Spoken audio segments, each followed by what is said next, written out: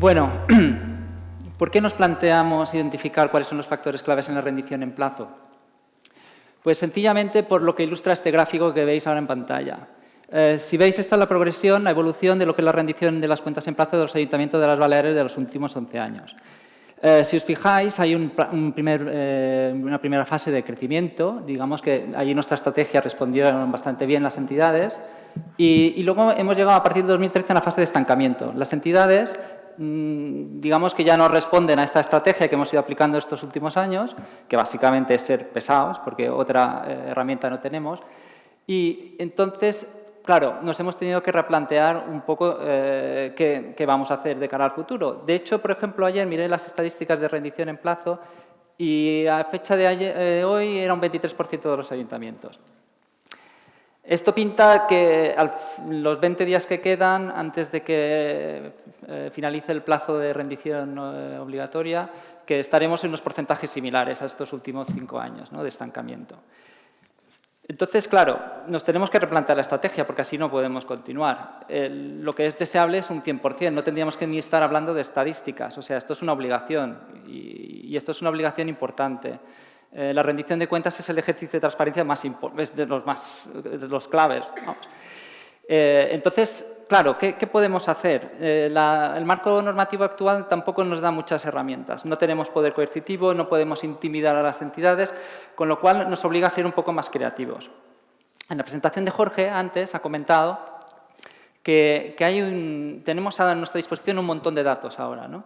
Y que estos datos se pueden explotar y nos pueden ayudar a tomar decisiones mucho más inteligentes. ¿Qué hemos hecho nosotros? Pues bueno, nos hemos planteado el tema y hemos dicho, bueno, pues oye, vamos a replantear toda esta estrategia que estamos aplicando actualmente. Y entonces el primer paso es hacer un diagnóstico. ¿Cuáles son los factores claves en la rendición de cuentas en plazo? Este primer ejercicio, digamos, de identificar los factores, obliga a ser un poco imaginativos, ¿no? O sea, empezar a hacer un poco de brainstorming y pensar, a ver, ¿cuáles realmente son estos factores que pueden incidir en la rendición?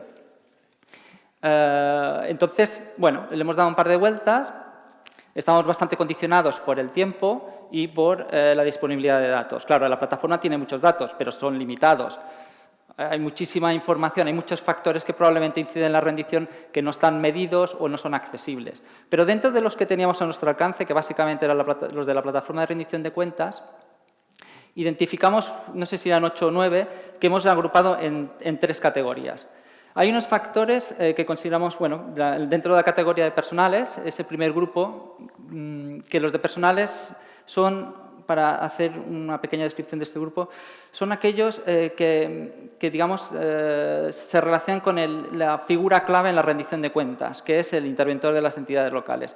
El interventor es el actor principal, no es el cuentadante, que es el alcalde, pero es la persona clave. Entonces, dentro de este grupo de factores, digamos, que hemos categorizado como personales, pues pudimos medir y, bueno, observamos y medimos, no sé si son 3 o 4. Uno, Miquel, pasas a la siguiente, por favor. La otra. Esta. Dentro de las personales clasificamos a los interventores si eran accidentales o interinos o de carrera, ¿no? También si asumían las funciones de secretario del ayuntamiento. Si ejercían la función también por acumulación. Y si era mujer o hombre, también era un factor que podría también incidir, a priori, pensábamos. Y también si el interventor, digamos, era su primer año en ese ayuntamiento. Dentro de esto eran, digamos, los factores que presumíamos podían tener un efecto sobre la rendición en plazo y que habíamos incluido en este grupo de factores, digamos, de categoría personales. Si vuelves atrás, Miquel, por favor. En un segundo grupo de factores que presumíamos que podían tener un efecto sobre la rendición en plazo, los llamamos dinámicos y son, digamos, un poco lo que era la inercia de esa entidad. Por ejemplo, si la entidad había enviado la cuenta en plazo el año anterior o la liquidación presupuestaria del ejercicio corriente en plazo, ¿no? Estos factores también los metimos, digamos, en la coctelera. ¿Uno adelante? No, 2 atrás, perdona. Més enrere. exprimir, perdón. Y luego un tercer grupo de factores, que eran los que llamamos contextuales, que también presumíamos que podían incidir sobre la rendición en plazo, que son básicamente si era un año electoral, por ejemplo, si había habido un cambio normativo de la contabilidad que fuera sustancial, y después otros dos más, que son si la entidad, digamos, tenía entes instrumentales, que consideramos que una entidad, cuanto más compleja, más complejo es la cuenta general y probablemente también afectaría a la probabilidad de que viniera la cuenta. Y por último, si recibía esta entidad soporte de la Diputación, el Consejo Insular, en nuestro caso los Consejos Insulares de las islas. Entonces, todos estos factores los metimos en la coctelera. Vale, el tema era que teníamos que procesarlos, ¿no? Teníamos estos factores identificados, medidos y los teníamos localizados, ¿no? Se podían haber añadido muchísimos más factores, pero como he dicho, medibles, con lo cual, y aparte que teníamos un tiempo limitado para poder hacer ese trabajo, ¿no? Nos conformamos con estos, creíamos que era ya un número bastante importante de factores y los metimos en la coctelera. ¿Y qué hicimos con la coctelera? Pues le aplicamos una metodología econométrica. Este tipo de estructura de datos, porque estamos hablando de datos de doble dimensión, son datos que son ayuntamientos, digamos, y luego datos, o sea, es una dimensión transversal y luego una temporal, un periodo de 11 años. Todos estos factores los medimos en estos 11 años por cada uno de los ayuntamientos.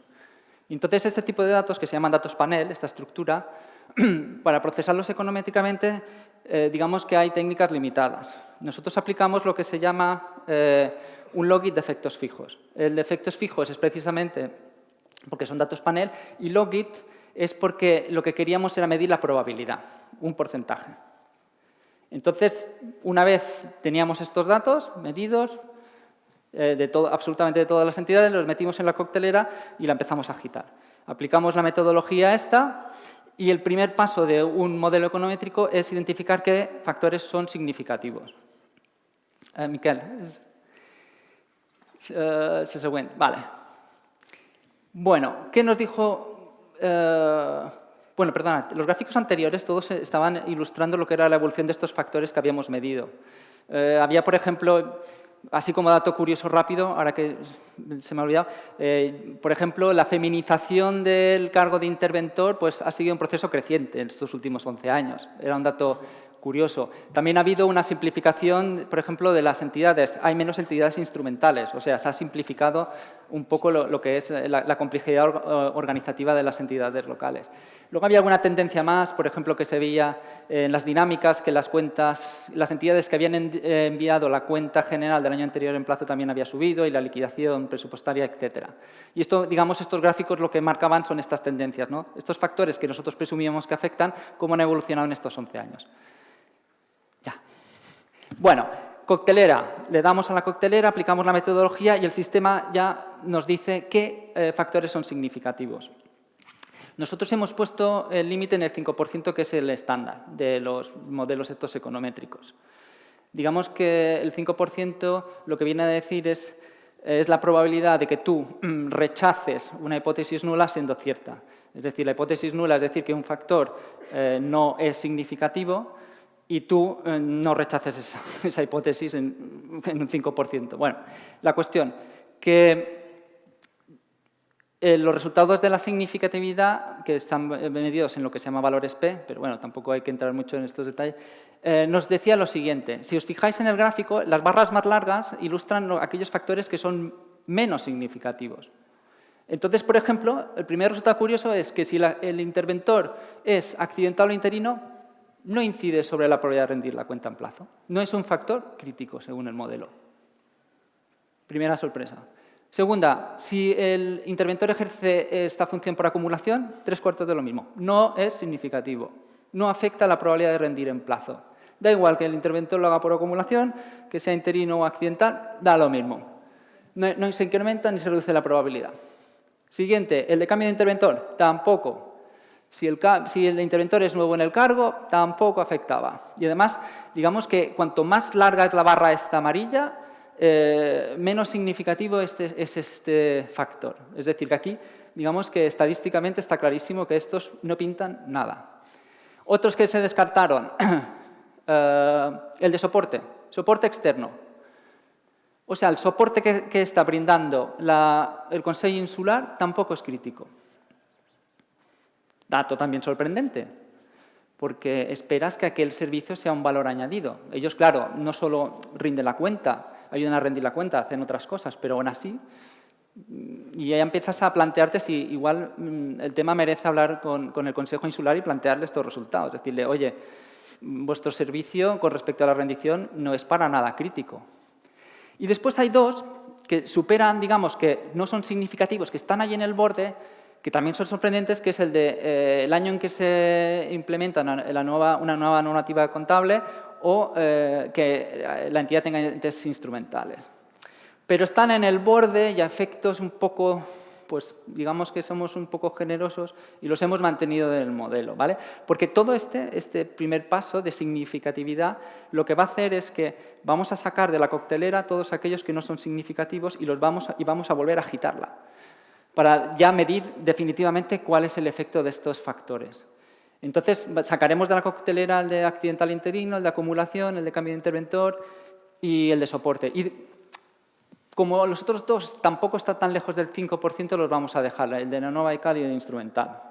A efectos de enriquecer un poco los resultados y por controlar su efecto. Porque probablemente si tú cambias la muestra, estos podrían ser significativos. Esta es la muestra que nosotros tenemos. Es del año 2007 al 17, de los ayuntamientos de Baleares. Quizás te vas a otra comunidad autónoma o otro periodo y podrían serlo. Están allí en el borde. ¿Sí, bueno, Miquel? Bueno, entonces, al final, estos son los factores que son críticos, los que salen en el gráfico, los del rojo. Los del rosa son aquellos dos que he dicho que hay que cogerlos con pinzas. ¿Qué nos dicen? Bueno, nos dicen lo siguiente. Claro, el modelo este que hemos utilizado, el de efectos fijos, el login de efectos fijos, no te permite, para interpretar los datos no es directo, tienes que calcular los efectos marginales. ¿Qué significa? Que coges cada uno de los factores, ¿no?, que el sistema te ha calculado en coeficiente, y entonces manteniendo a todos las demás variables en la media, ves cómo varía la dependiente modificando en una unidad este factor que estás controlando. Bueno, entonces, ¿qué nos dice? Haciendo el cálculo de los efectos marginales de cada uno de los factores individualmente, nos dice que el hecho de que un interventor también sea secretario baja la probabilidad de rendir la cuenta a un 49%, creo que es. O sea que, si un interventor es también secretario, sabemos que hay una mucha menor probabilidad de que nos rinda la cuenta en plazo. Es verdad que dentro de este modelo, este es el único factor que incorpora. Este factor está muy fuertemente correlacionado con el tamaño del municipio. Claro, donde hay un secretario interventor es un municipio pequeño. Probablemente tenga una organización simple, con pocos empleados y demás. Pero bueno, ahí queda el efecto. O sea, si es también secretario, la probabilidad baja. Si es mujer, se incrementa. Estoy encantado de poder decirlo porque es políticamente súper correcto. 16%. Año electoral, baja un 15,9% la probabilidad de rendir la cuenta. Esta sí que era previsible. Si ha enviado la cuenta general del año anterior en plazo, la probabilidad de que rinda la de un 42,8% más de probabilidad. También esta era presumible. Y la de la liquidación en plazo, exactamente lo mismo.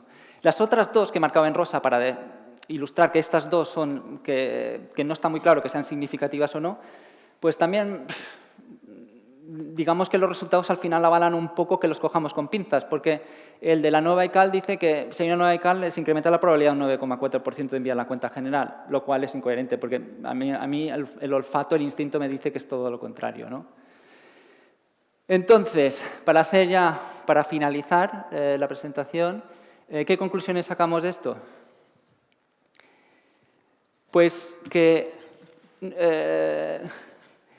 nuestro enemigo público número 1 es varón, es secretario, es reincidente, es más peligroso en los años electorales y, digamos, último lo cogeremos con pinzas, gestiona una entidad compleja porque tiene instrumentales.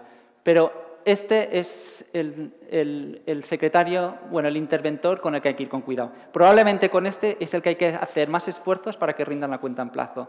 Quizás a este es el que hay que atosigar más, aburrir más, llamar y mandar más requerimientos.